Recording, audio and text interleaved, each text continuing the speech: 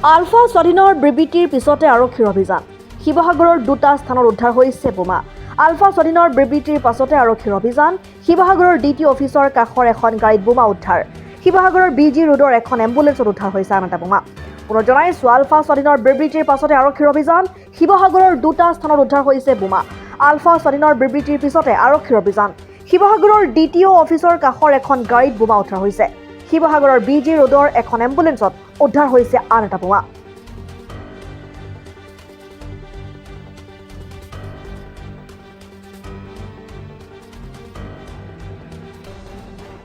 দুই জায়গাত পোৱা গৈছে গতিকে এটা জায়গাত আমি অলৰেডি বম ডিছপ'জেল স্কোৱাডে ৰিকভাৰী কৰিলে আৰু ছেকেণ্ড জায়গাটোত আমি এতিয়া বম ডিছপ'জেল স্কোৱাডৰ কাৰণে ৰখি আছোঁ তেওঁলোকে অহাৰ লগে লগে আমি এইটো ইয়াৰ পৰা ৰিকভাৰী কৰিম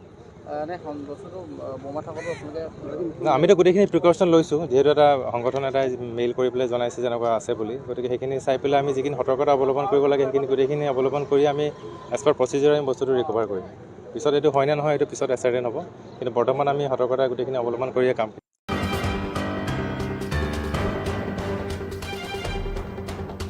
নিউজ ডেস্ক ৰিপোৰ্ট জননী লাইভ